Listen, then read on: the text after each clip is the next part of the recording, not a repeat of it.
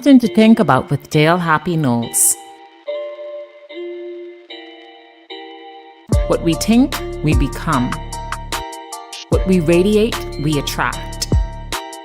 What we imagine, we surely can achieve. Let's change the narrative 242. So we reasoned it out. The balance between ambition and assignment, between identity and inheritance, between roots, purpose, and nation building. And now we're going to leave our fingerprints on the new built environment. Welcome to Something to Think About with Dale Happy Knowles, Reverend Jupp. Can you hear me?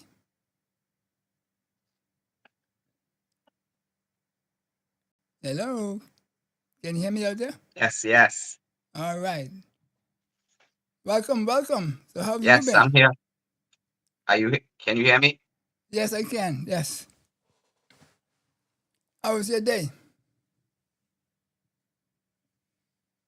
A delay? I've been well. It's been a busy week for the Anglican Church. Yes, you all have all the big guns in town, eh? Indeed, we are having a provincial synod once every 3 years, and it so happens that the Bahamas was in the schedule for having it and hosting it this year, and so we were grateful to have the bishops and delegates from the provincial synod to come and deliberate for the understanding of what's next and what's best for the Anglican Church as part of God's vineyard. We are grateful for the election of our new Archbishop, Bishop Wright from Belize. To God be the glory, great things he has done. Awesome. Well, congratulations So we to give him. God thanks for indeed. Cool. So tonight we're going to be talking and diving into roots, purpose, and nation building. We're talking about what it really takes to earn the inheritance, not just demand it, but and you, as someone who understands that call from both sides, as a youth, once guided, and now as a man guiding, a son of the soil, an athlete turned servant of God. I wonder who else followed that direction. Whose journey reminds us that calling often shows us long before we really ready for it. So you also have been, as we said, serving from the age of 3 in my old church, Holy Cross Anglican Church. You're shaped by faith, discipline, and the health of building people. So from the Bahamas to Turks and Caicos and now back, that seems to parallel some people that we know about that we might talk about. And you've carried the same message everywhere you've gone. From what I understand, that is that purpose without grounding is just noise. So, as we reason tonight about the next generation and about identity, maturity, and cultivating, we welcome you to the show, and we want you to dwell into your wealth of knowledge to help our nation and particularly our youth figure out and turn on a light bulb in their head so they could be most productive. So what part of that journey that you've had so far has been the most exciting and the most trying?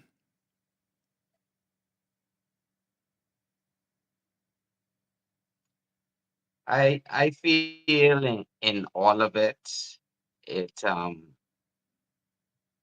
it is about continuously understanding what it is God has called you to do, and ensure trying your best to make it your passion.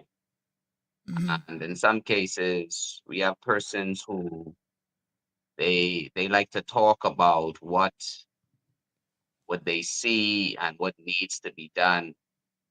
But in many cases, when if you are looking at things to that level, like when are we going to realize that God is calling each and every one of us to play a part in it all?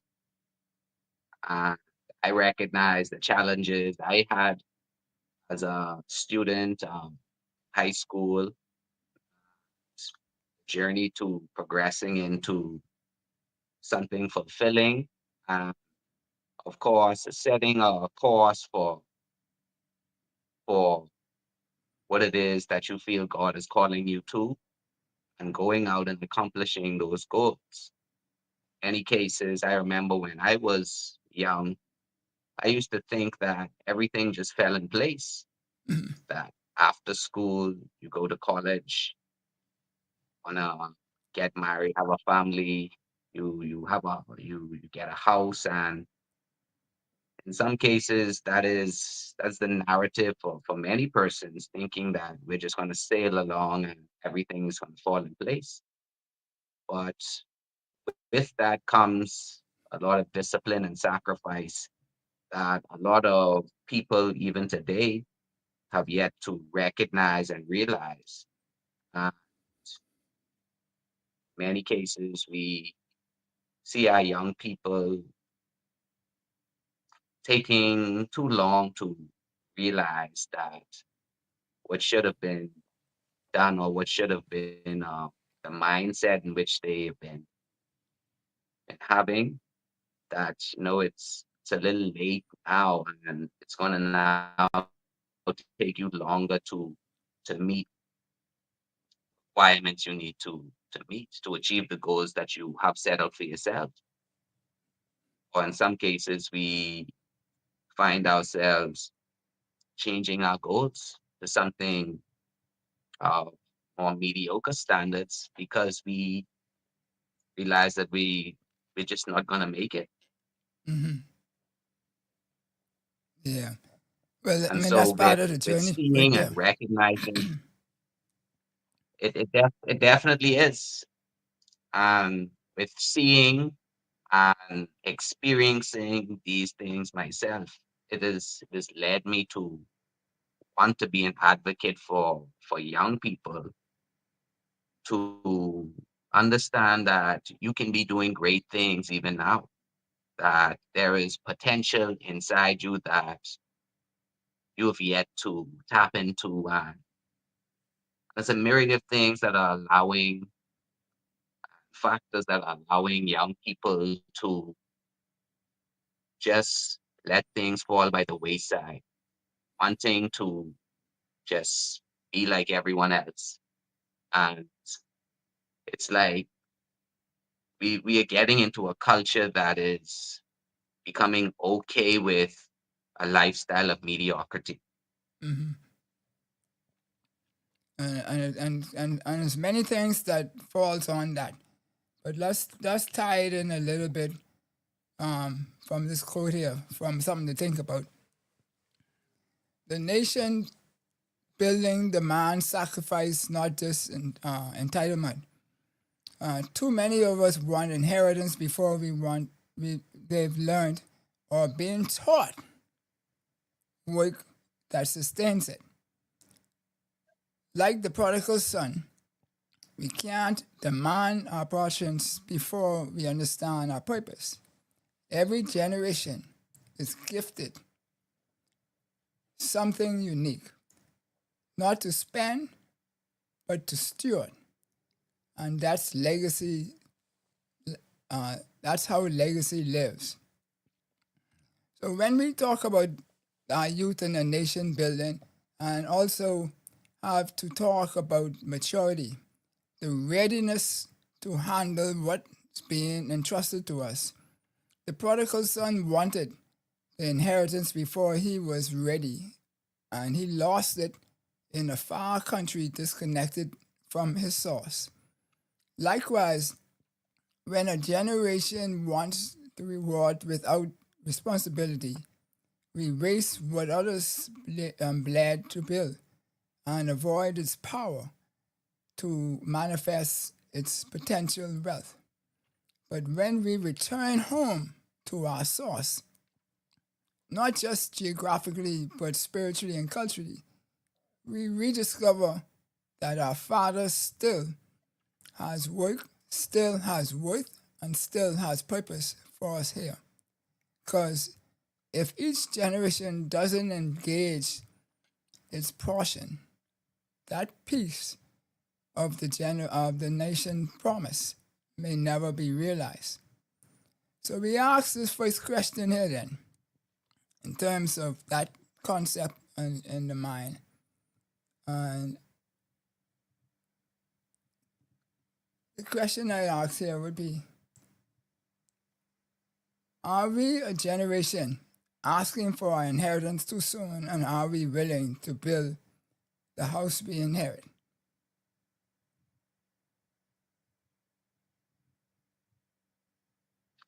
That's a very interesting question, and it all depends on, I guess, what what your family has instilled in you. And for a lot of cases, we have young children. They are eager to get out, Mm-hmm. and we can equate it with looking at the idea of college, right? We have young people. Everyone is eager to go off to college to the United States, Canada, UK, maybe even China, and some other foreign countries. They want to become exposed to that. They want to experience what they have seen, what they've heard, and of course, they feel as if foreign is better, Mm-hmm. it's greater opportunities. And we understand that in many cases, they have this mindset over there that is driven by their passions rather than driven by a want and need to do excellence, to be an Mm-hmm. ambassador for the country. And so when your focus is on those aspects of going off to college, we miss the mark in many cases where the young people are not doing their full potential, or they get mixed up in some habits, or find themselves in some experiences that they indeed were not ready for. Mm-hmm. And so, in a lot of cases, it is better for persons to recognize that they still have some maturing to do, that there are benefits in taking your time, there are benefits in seeking advice so that we can ensure that we are making good decisions, the best decisions, to indeed listen to wisdom as opposed to listening to passions.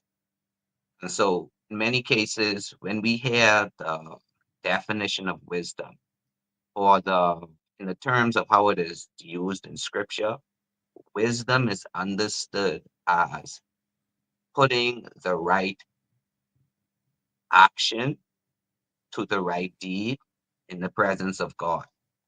So, in a Mm-hmm. sense, not just saying wise things, but actually doing them as well. And Mm-hmm. so we find out that many cases, what's the crime? We have young people, they running out of money too quick. They calling Mm-hmm. home, I need you to send me some money to hold me over. And you wonder now if you're supposed to be spending those heavy hours in the library, and you're supposed to be, disciplined and, you know, recognizing that we have to, in some cases, make sacrifices, become frugal, cannot always eat out in the fancy places, go to the things that you would love, like you want a vacation. And so sometimes we go away without the discipline, without the maturity. And we find ourselves just like the prodigal son. Mm-hmm. We find ourselves not living in a way that I guess reflects what home was like, where you came from. And so a lot of times we find that persons may be out and about, and because they are not in their home environment, that they are in someone else's environment, that they are entitled to act and be like how they would act. And so in some cases it becomes problematic because it has the ability to change your identity.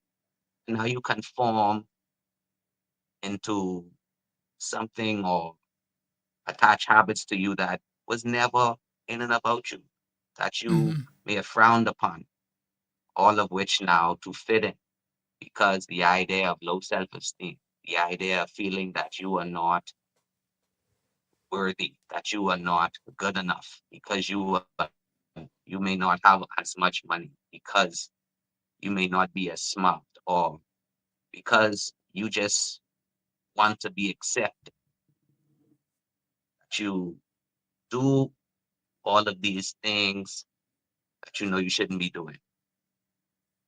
And so this is all of which is contained in this parable that Jesus presents in the prodigal son. Yeah. And But in so, many cases, what is the sorry, you had a no, question? you finish. You finish. Yeah. So I was saying in many cases, what we are seeing is a cycle where the child goes out and does everything they want to do. And then when they hit rock bottom or hit tough times or something happens, they run back home Mm-hmm. and we nurse them back to health just to go back out and do the same thing again.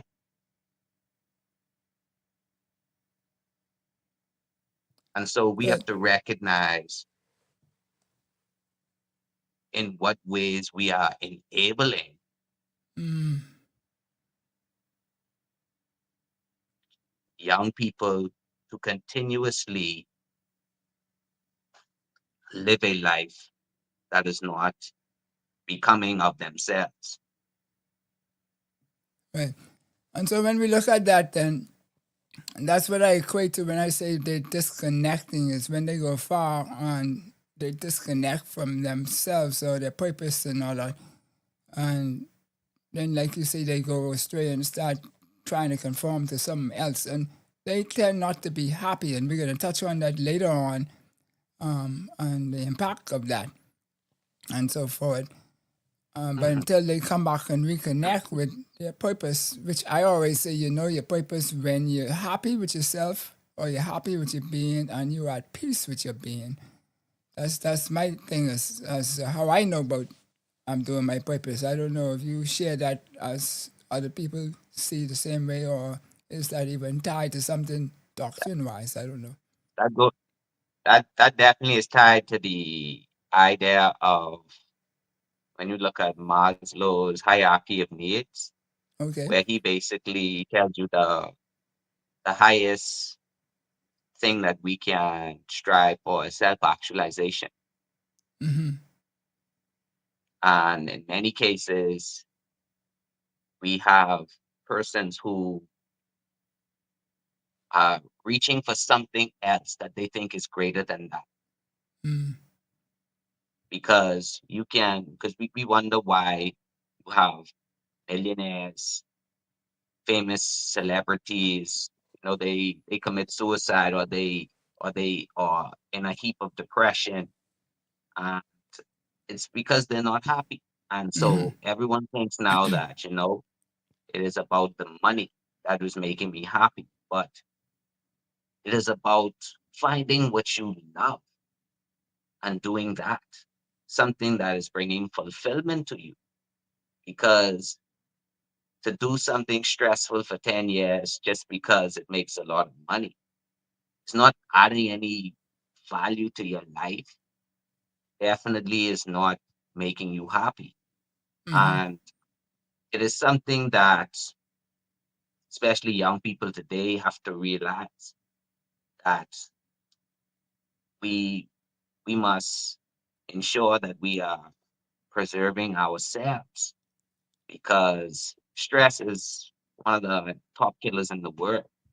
And for us to stress ourselves out because we trying to become millionaires, trying to Hmm. become billionaires, and no one is trying to live comfortably. No one is trying to make smart investments and decisions. We find everyone reaching and grabbing for fast money, Yeah, in a race. and not equipping themselves for something that God has in store. Cool. So, as a nation, are parents, schools, churches, and governments, etc., truly preparing us to fulfill our assignment? Um, well, of course, that's a definitely a broad question. Uh, Hmm.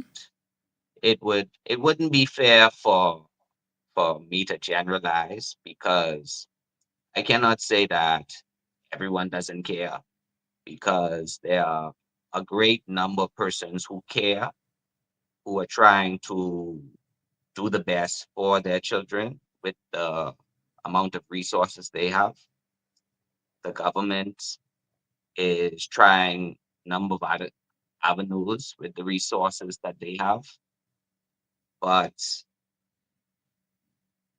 even the churches, like you said the churches as well. Churches, Hmm. of course, are playing a heavy role as well, and we can only do so much. All of the institutions in society can only do so much. Like the famous saying goes, you can only bring a horse to the well, but you cannot force him to drink. Right. And many cases, it is a dualistic form, because in some cases it may be the case that parents are not interested, or I should say, not heavily interested in the growth, development, and success of their children, Hmm.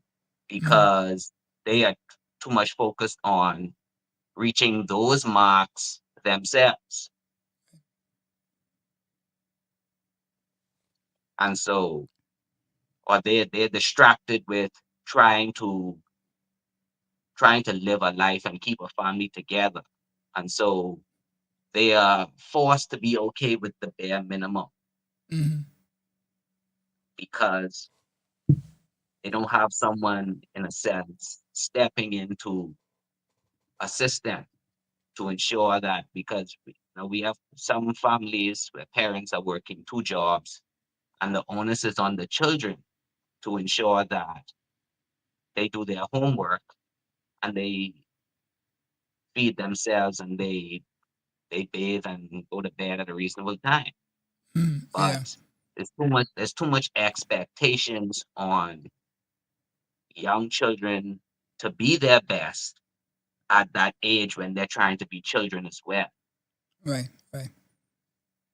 And in some cases, you have parents who are making the utmost sacrifice, trying their best to ensure that they are producing and making their child well rounded, um, giving them all opportunities that they can, trying to bring everyone on board. And so it definitely goes for to the level in which, I guess, at each institution and individually, how much we are committed to the common goal. Because I was saddened at this experience I had where I was at the church. We have this thing called church school, and there's a young boy. He's a little too old for church school because he was about going on 12, and most of the kids there are between 6 and 7. So Yeah. they recommended him to come and be a part of my mentorship program, which is prep the next step. PrEP stands for prepare, refocus, educate, and produce. And it is a mentorship program that deals with a lot of the challenging topics that young people are struggling with, such as identity, managing emotions, discipline and sacrifice, the SWOT analysis, building your future, trusting God, and so a myriad of things. We have extracurricular activities, all of these things going on. And I asked the boy, what is it that he wants to do? I said, what does he like to do?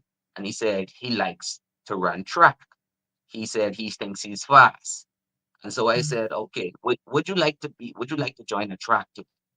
He said, oh, I've been wanting to join a track club, but my mommy says she couldn't afford it. And so I told him, I said, well, I have a track club. You could join a track club, a part of my extracurricular activities, right? And he said, well, how much it costs? I say it's free. You just have to make sure you keep your grades up, and you could go to the track club for free. He said, I would love that. So I said, okay, let me call your mommy and ask her if she would be willing to sign you. I called his mommy, and his mommy seemed like she wasn't interested because that was going to be too much for her, too difficult for her, because she Right. had to drop him at a track after school. And I was almost to the point of saying now, it's like, where do you live? Because I can possibly pick him up. We can try to arrange something, but I can't be the one to pick up Everybody. one kid to take them because I'm the one coaching squash. I coach squash for the young kids. That's another extracurricular activity. And so I do that after schools as well. Right. And so when you have persons, or I should say parents, who are not interested in even the free things that their child can be a part of, that can literally enhance their resume, I I'm lost for words. And it's we have to recognize that this is something that's heavily plaguing the nation because the children, there's too much idle time Right.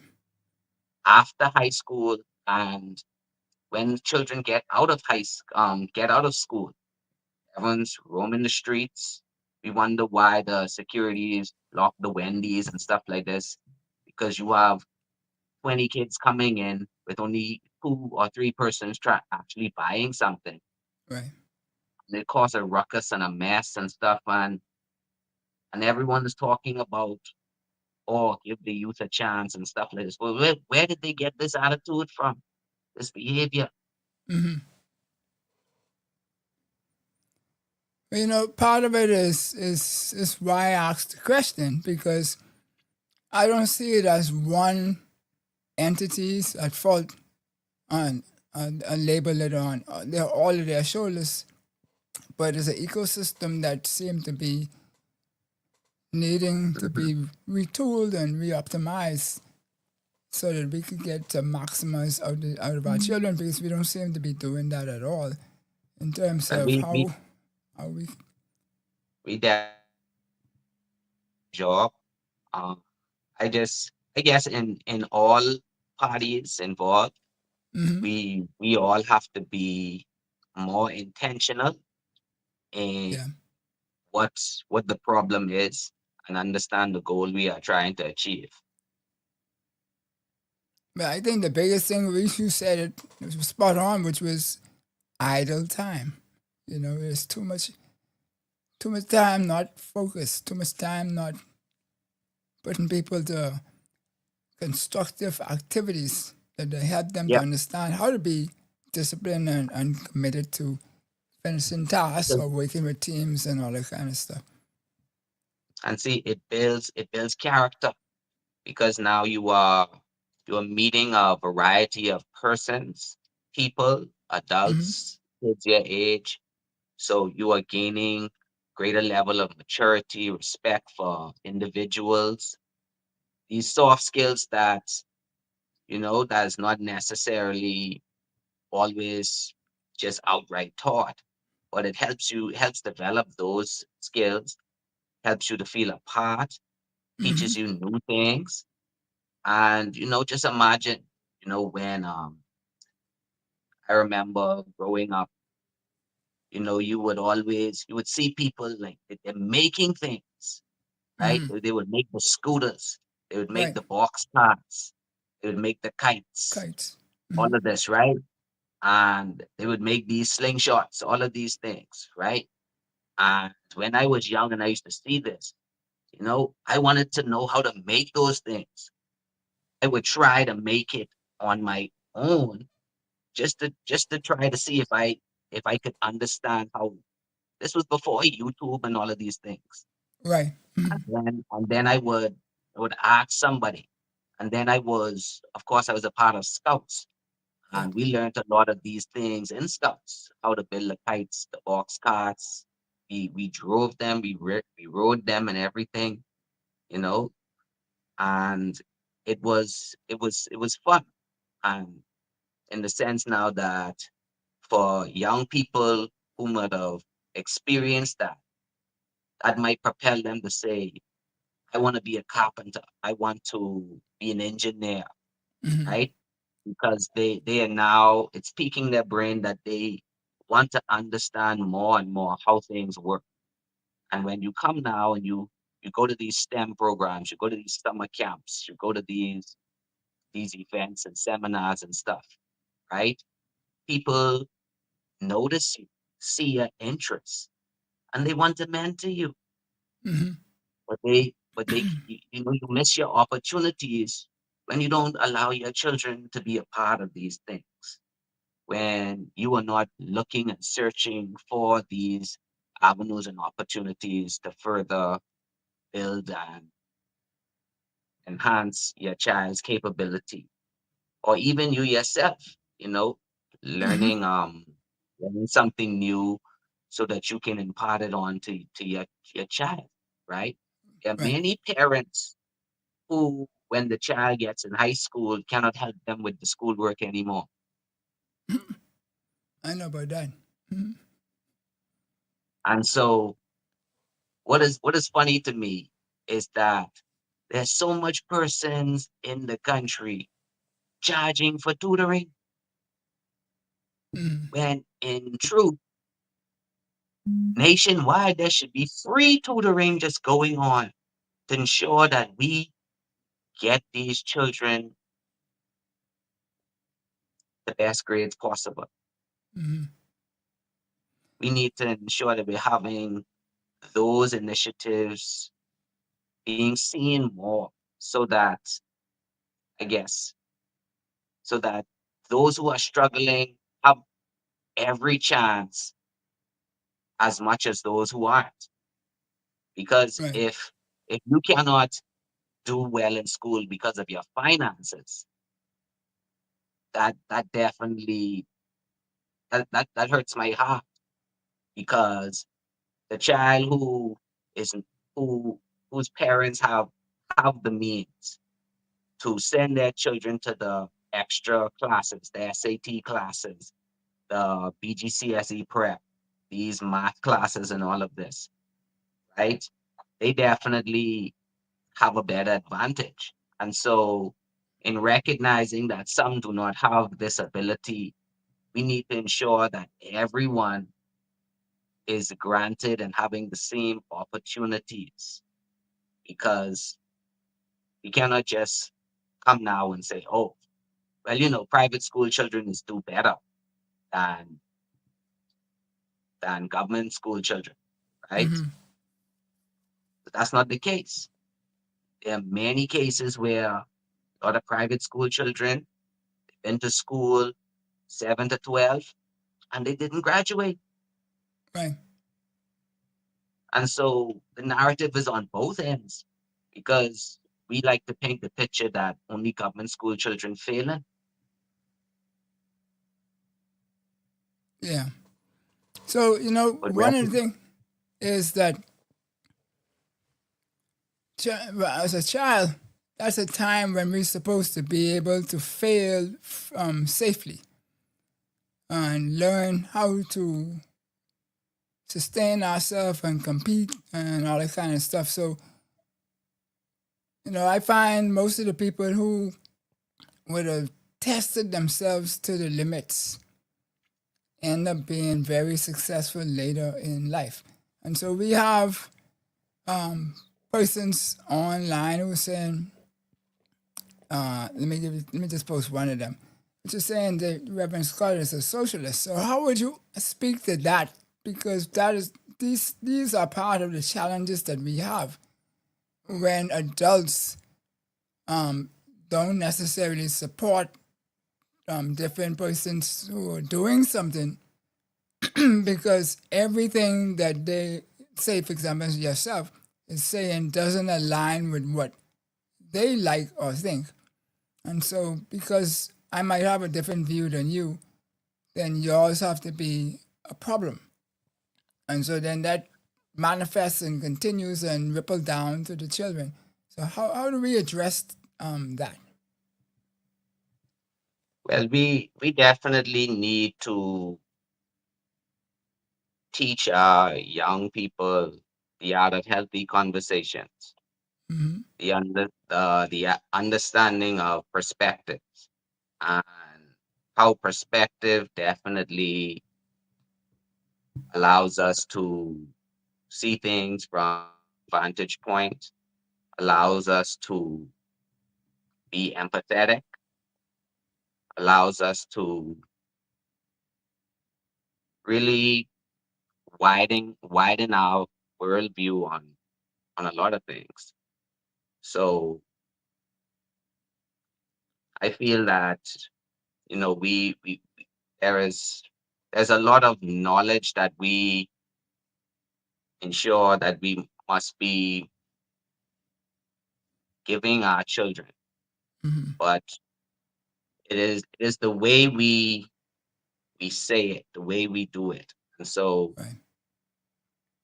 in a lot of cases, it all has to deal with integrity of Right. how you are presenting yourself and your information and how you are receiving things. Because in some cases, some persons may have a different view or feel feel a different way.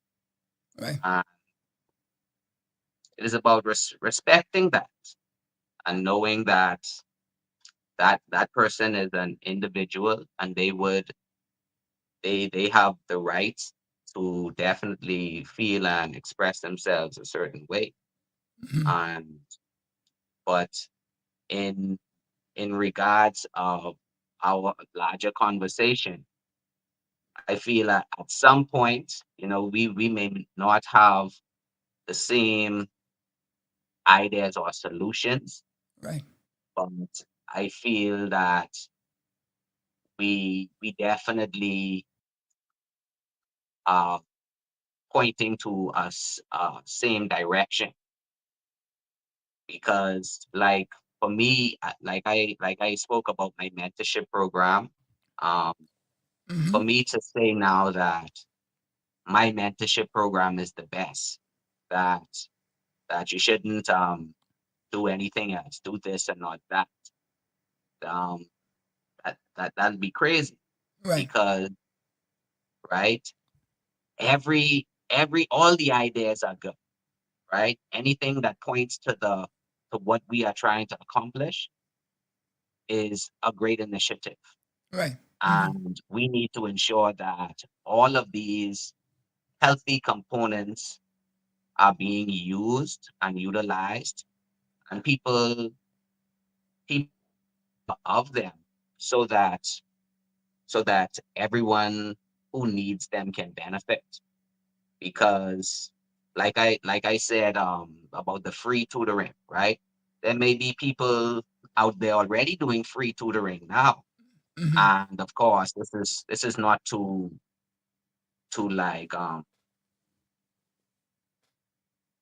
to hamper on anyone's on what anyone is doing, but Right. it Mm-hmm. is just to recognize a fact that in some cases, some some children who would love the opportunity for tutoring don't have the means for it. Right.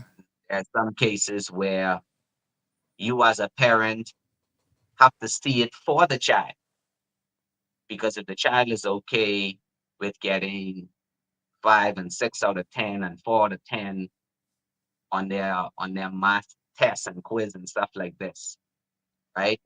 Mm-hmm. You have to step in and say that they may need tutoring, or they need to apply themselves, try better, because at the end of the day, we are looking for what's best for the child. And sometimes the child cannot see what is best for them when they're distracted by so much other Right. things that they're wanting for right now. Right. Right. So, in the prodigal son analogy, portion without purpose is waste.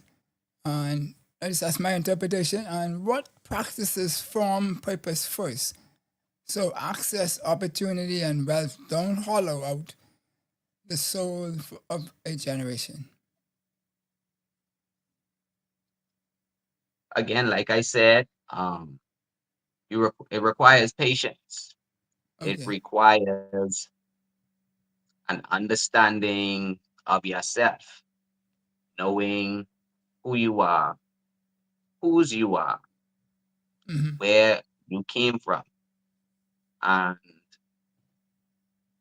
in some cases, like I said, we are too quick and ready for the experience, but not the consequences. Mm-hmm. And so when we understand purpose, we equip it with focus. Mm-hmm. And so if we understand our purpose, then we should be focused. And so, like the prodigal son going off, he was not focused. Mm-hmm. And so that is the main thing, right? We need to understand how focused are our young people when we are, I guess, setting up avenues and so forth, right? You Mm-hmm. may your child may have got accepted to college as a C plus student, and you may say now that he's ready to go off. I can let him go. And then they come back the first semester and they fail. And the Mm-hmm. school tells them they have to withdraw. You have the option to allow them more time to build upon themselves, more time to get focused in their studies, more time to get focused on what it is they want to do with their lives, more times to learn more life skills. And so you would have been, as I like to put it, you would have been giving him the best chance Mm-hmm. or her the best chance to become their best self. Right. And we have to recognize that for them in many cases.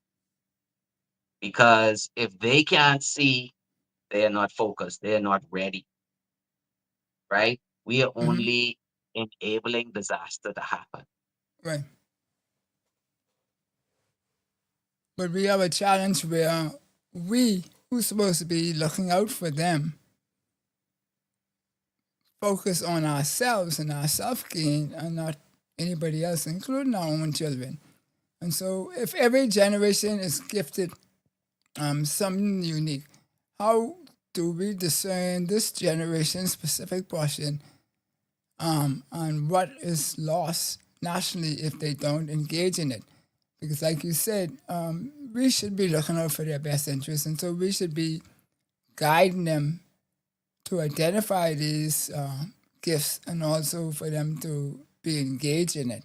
Otherwise, like you said before, Dr. Miles Monroe says it this way.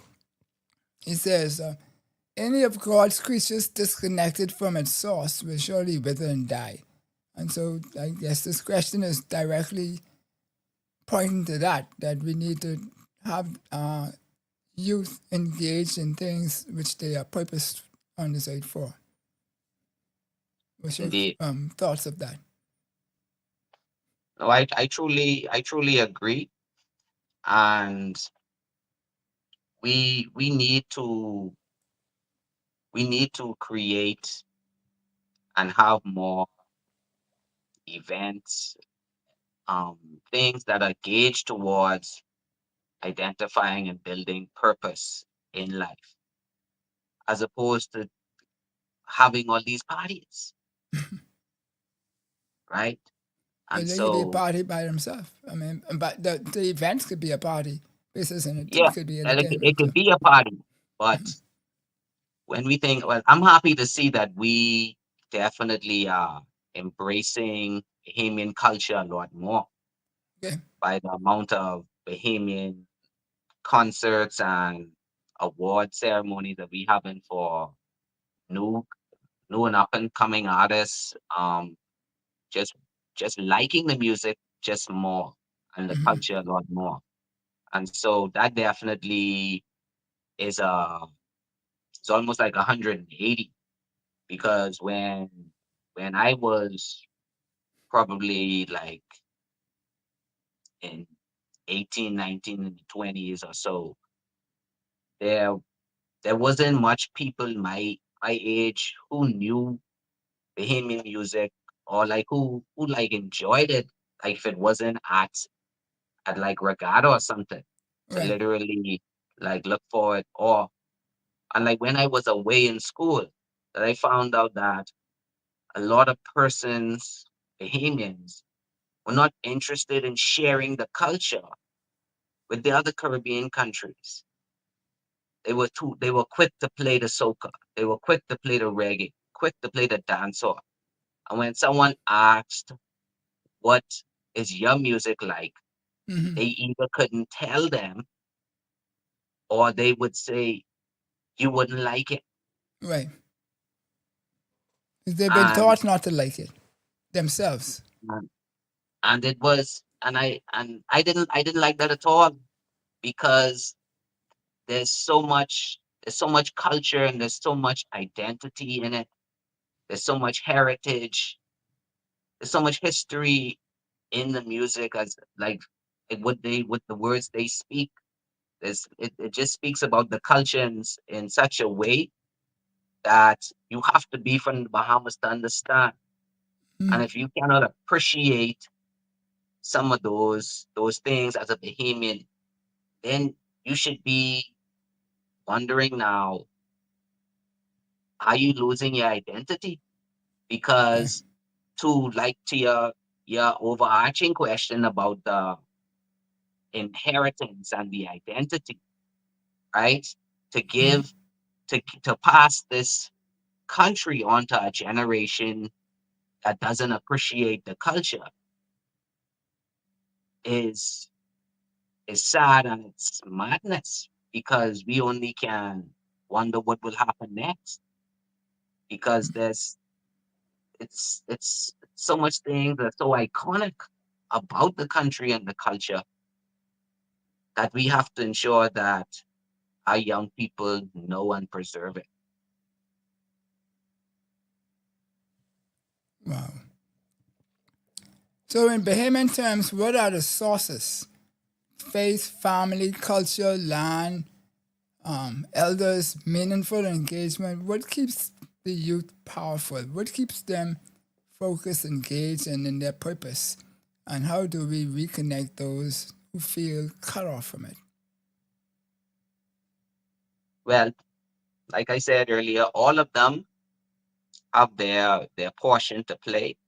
Mm-hmm. And in all of the institutions within society, we all need to ensure that we are intentional in our young people, intentional on the generation to come, so that we are thinking about them in ways that we haven't been thinking about them before, Mm-hmm. creating opportunities for them that was never created before. And we need to, I guess, like some would say, we need to make it more appealing. We need to make it more appealing. We definitely need to have our youth more engaged. Mm-hmm. And this there's too much of a nonchalant attitude with it. And the the idea of wanting to do it when someone else does it, that that that peer pressure, we need to get a handle on that, because there are Mm-hmm. too many children who are hiding their greatness because other children aren't being great, Mm-hmm. I got you. and they're okay with that. Yeah. And so we need to ensure that the children are developing a level of self-esteem where they can rise up above the things that are pulling them down. Mm-hmm. So that ties right into the next question, which was after Dorian, Hurricane Dorian, and COVID, what inner repairs, grief, trust, belonging, etc., must precede outer building, and how can those institutions, infrastructure, deliver the healing? Again, we have to continuously be intentional. We have to recognize, like I was telling persons, there are still many persons who have Sorry not. to interrupt you, but how do you then get people? If you said intentional about 4 or 5 times so far now, so obviously there's a view from your vantage point that we are not being intentional on this. And when I say we, I'm talking about these senior adults who are supposed to be the caretakers of society, etc., or the guiders. How do we get us to be intentional so that then we could focus on the things that we need them to focus on? Well, firstly, we all need to recognize that we have a part to play as nation builders, and as well as encouraging and fostering greatness for our next generation. Mm, And so if we are dwindling and lacking on our purpose, if we are not being our best selves in what we do, what we say, then we are only passing that on to our children, because we are not leading by example. okay. And also there has to do with the idea of, like how I said, being intentional. Mm-hmm. There, to say that no one's being intentional would definitely be a lie, but Okay. it has to be a sense where everyone is being intentional, not just some persons within the institution and Mm-hmm. others just acting and being nonchalant.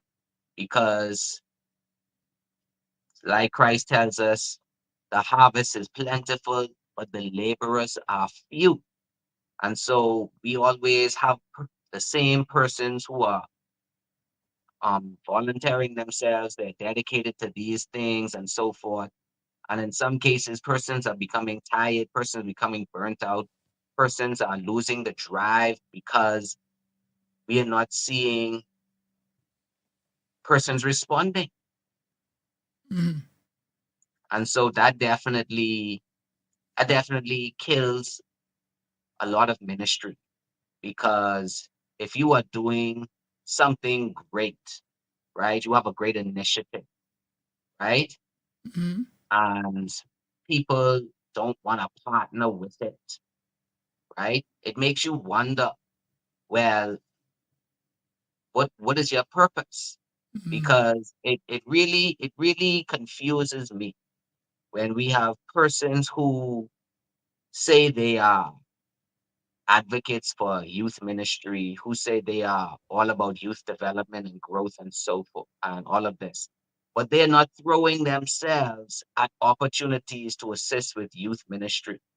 But they seem more concerned with working with selective or particular few, and only mentoring and helping a particular few. Mm-hmm. So, like, I've had times where persons want to come now and say, "Oh, Father Jupp, that's some good things you're doing with your mentorship program. I wondering, you is any way I could participate or help and so forth." And then when I say, "Oh, I have a session by the children's home, would you like to possibly come and talk to the girls?" Mm-hmm. And then all I hear is, "Oh, yeah, I don't know if I'm ready for that fight." And Wow. because again, because the way in which people, like, they're too much persons that I want to say they're looking at an opportunity for fame, Right. and we cannot let youth allow youth ministry or people to think youth ministry is an opportunity for fame, right?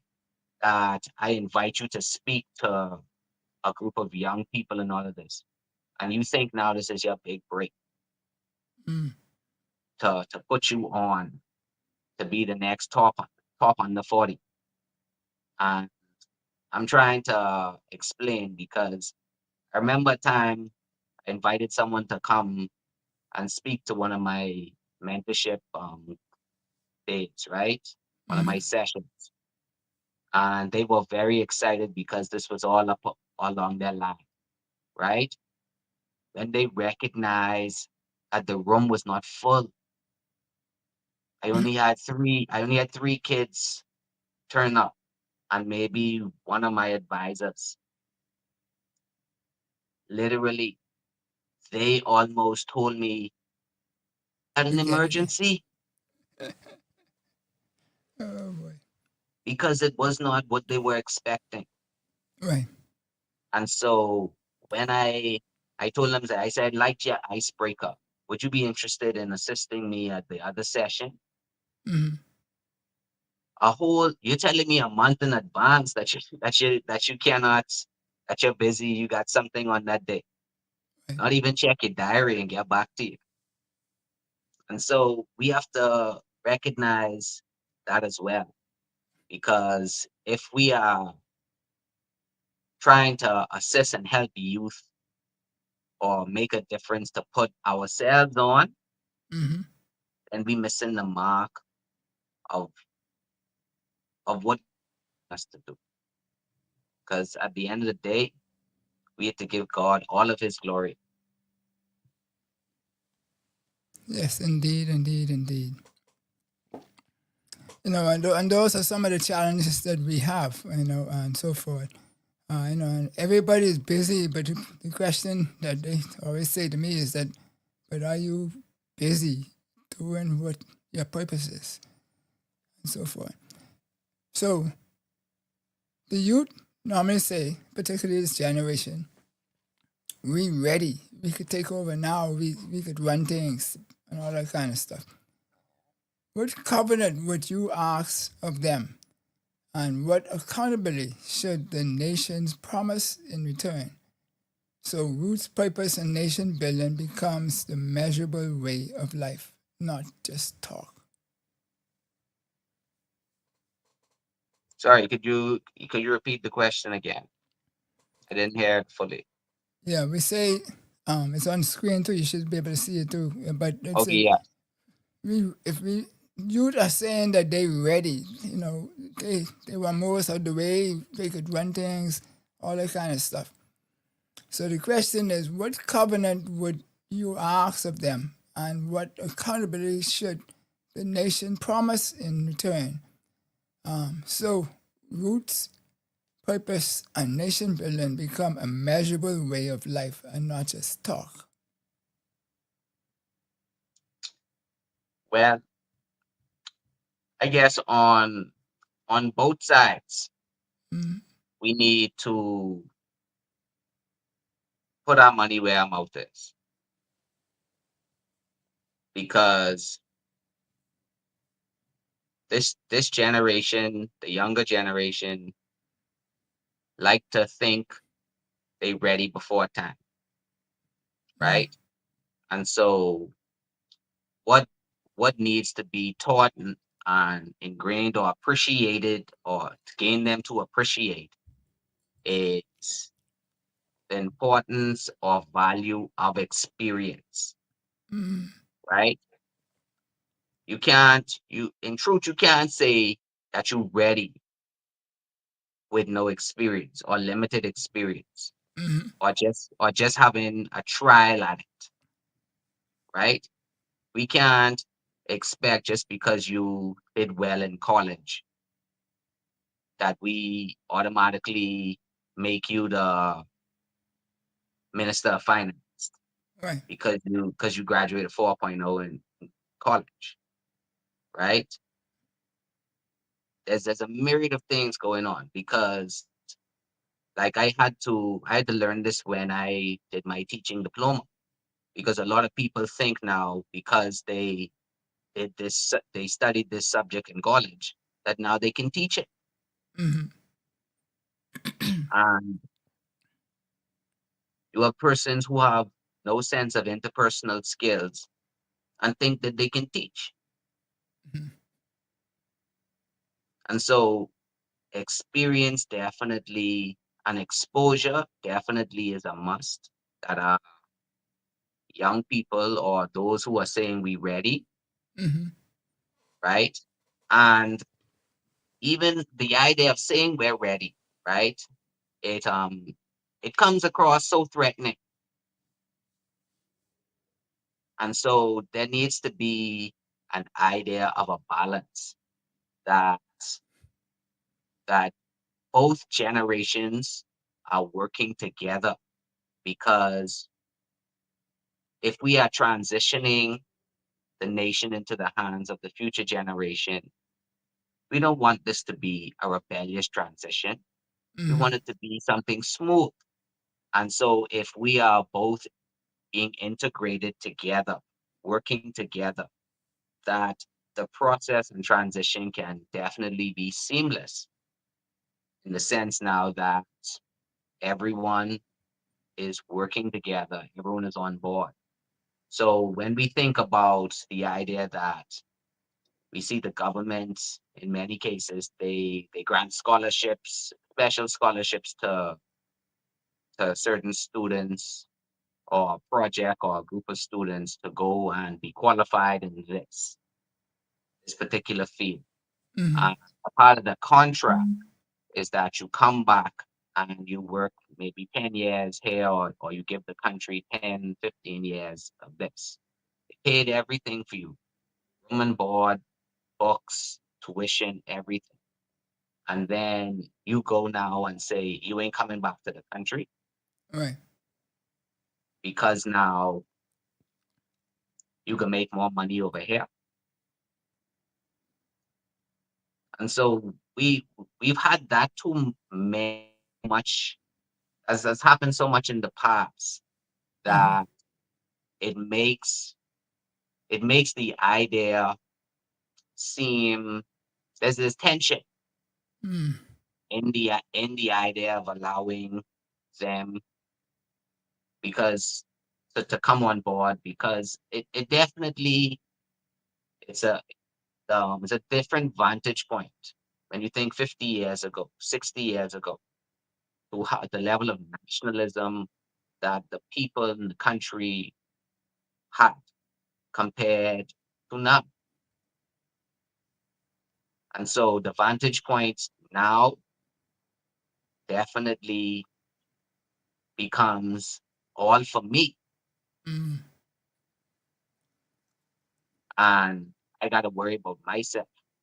Ain't no Right. one to take care of me. Ain't no one. And so this is becoming the narrative all around that everyone is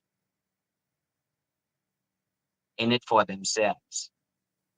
And if we have a group or a next generation that is in it for themselves, we definitely are going to have a great challenge Mm.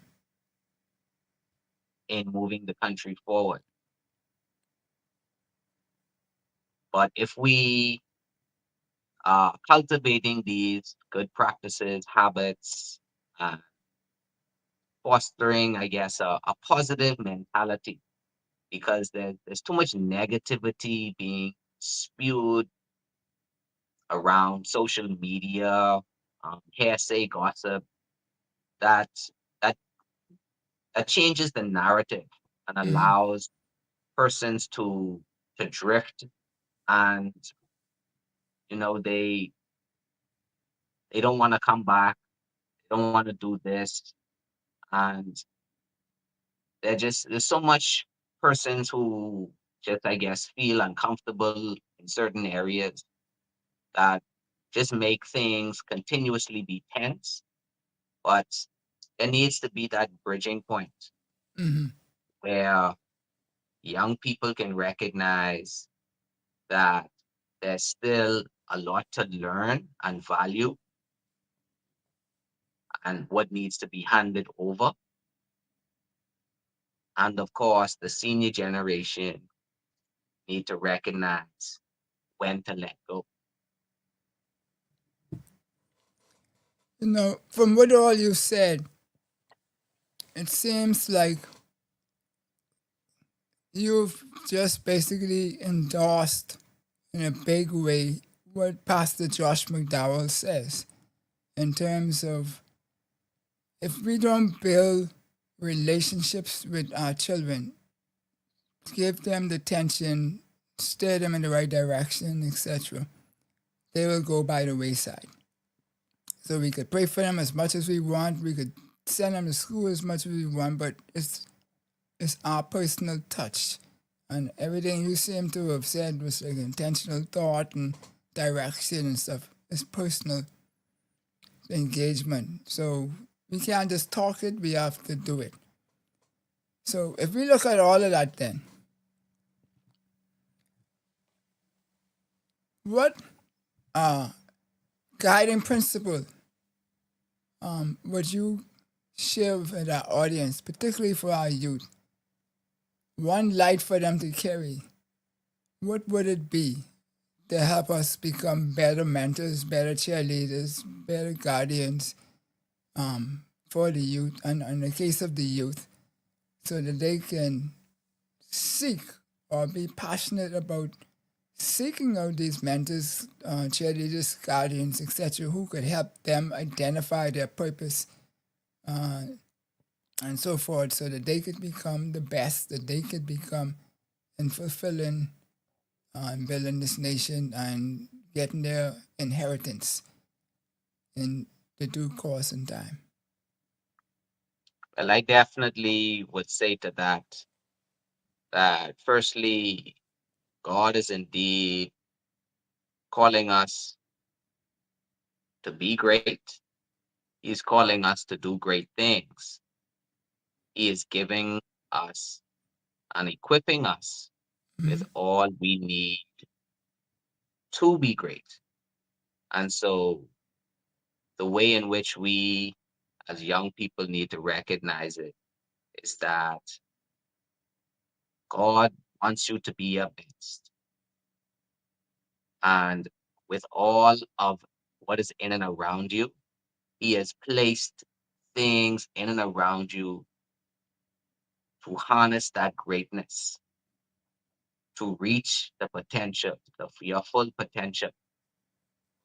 It is our time to tap into what God is calling us to do and calling us to be.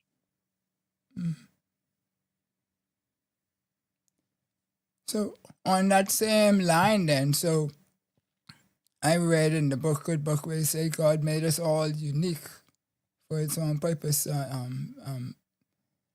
His purpose and will and purpose. So that means that every one of us have our individual assignment that nobody else could fulfill in life. Is that what that means? That is that is speaking to the fact that God has gave us purpose, whether the purpose be something individually he gave to you or made you a part of something collective. But it all points to his will, his mission. Because in a lot of times we try to do what we want to do. And not I should say failing to recognize what God has called us to do. Because like in my journey, right, to becoming a priest, I remember I would sometimes I used to say that I wanted to be a priest, or or this is when I realized I wanted to be a priest. When in truth, that was never the case, right? It always was and it always will be that God called me to be his priest, right?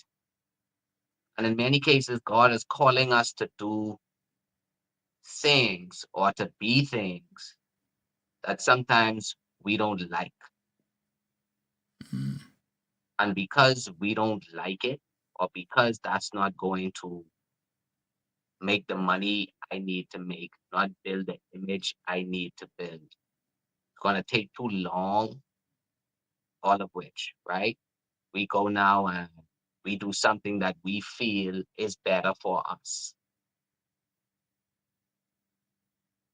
And so we definitely need to, as young people, ground ourselves more in Christ, in God, in His Word, so that we can understand more and more what it is that He is calling us to do as His people. All of this, I want to do this, I want to do that, right? And even persons who say they want to do this and want to do that, how many times are we seeing, especially young people, I want to do this, I gonna do that, and nothing never happens. Everyone is speaking with no action.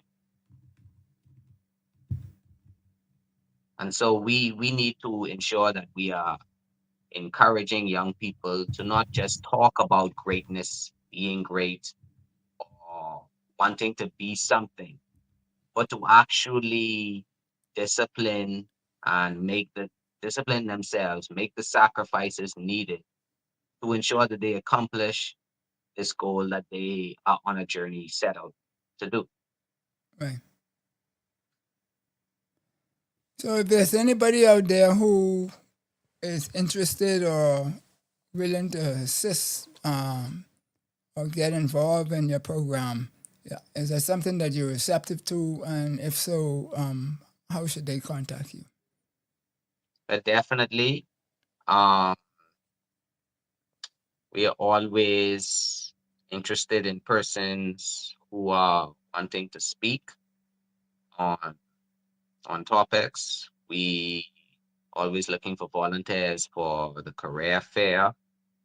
We're looking for persons to assist in internship program that I'm trying to start for the summer for persons who may be um, presidents, CEOs, have influence in company or organizations, interested in partnering in those initiatives, trying to allow young people to gain further exposure into the field or area of study they're trying to go into.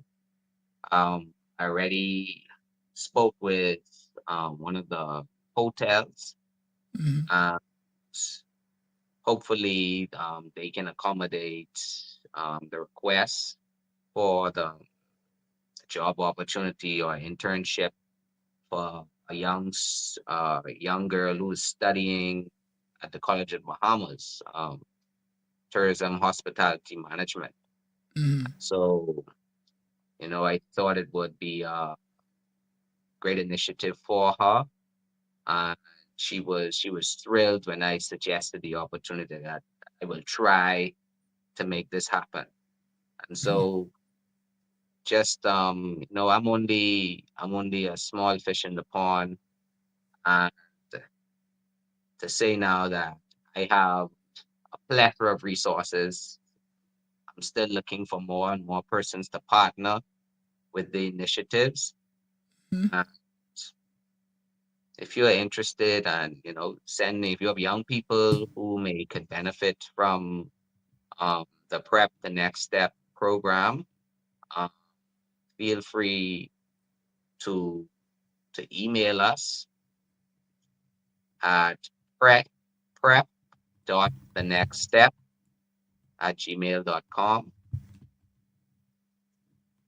You can also visit us. You can see our information on YouTube. Just search Prep the Next Step, and as well on Facebook. And you can see some of the things we have had. We've had 2 career fairs where we had one in what a career in nursing looks like, one on a career in aviation and being a pilot. And both of them, they were definitely well attended.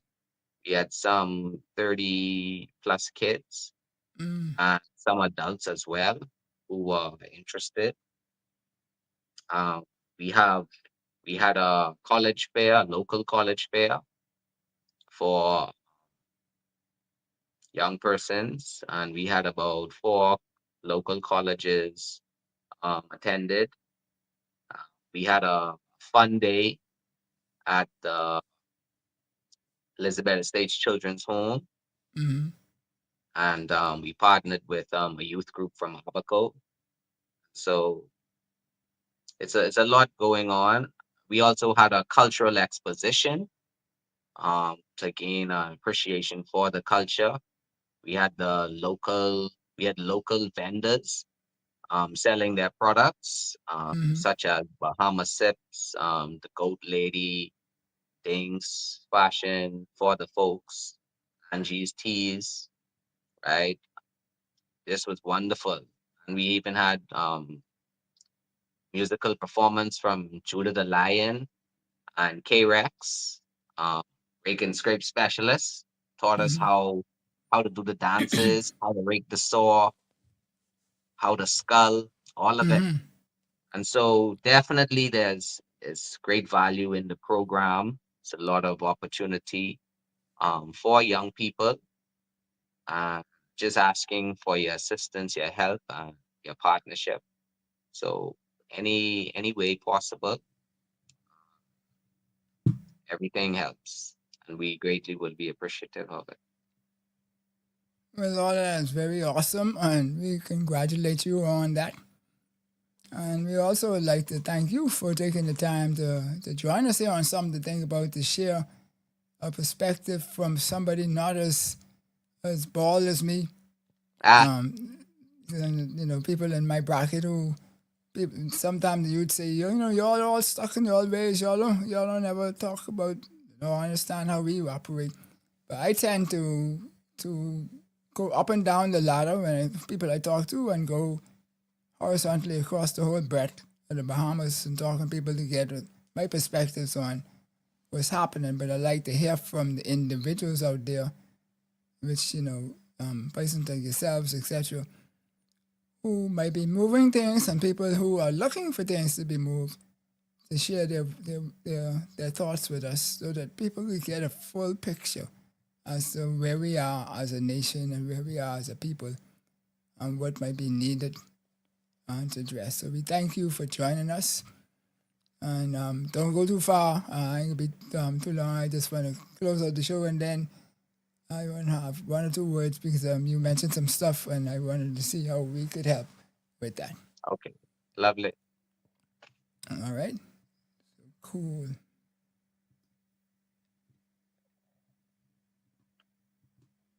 So, folks, you've been watching Something to Think About with Dale Happy Knowles, and as usual, we hope that you got some value, some nuggets out of this whole picture, and that you were able to build something new, some new paths, some new potential that you were able to ignite and open in your heart, so that we could go forward and build this nation from strength to strength. Negativity is not a part of my vocabulary, and hopefully it rubs off onto y'all somewhere in a way that you could take it out completely and just look at the positive and the be constructive in all our actions and so forth. And as you said, we want you to go out and assist, and however else God calls you to do it. It might be just a 5-minute thing with Reverend Jupp, or something bigger, whatever it is. As Nike would say, just do it. So till next week, same bad challenge, same bad time. We will wish you to tune in and get another good conversation. So share the site so that you don't miss out on any of the posts that we give you. Till next week, peace out. Enjoyed the show? Then subscribe to us for more educational and inspirational content. Ring the bell so you never miss a show. Let's change the narrative 242.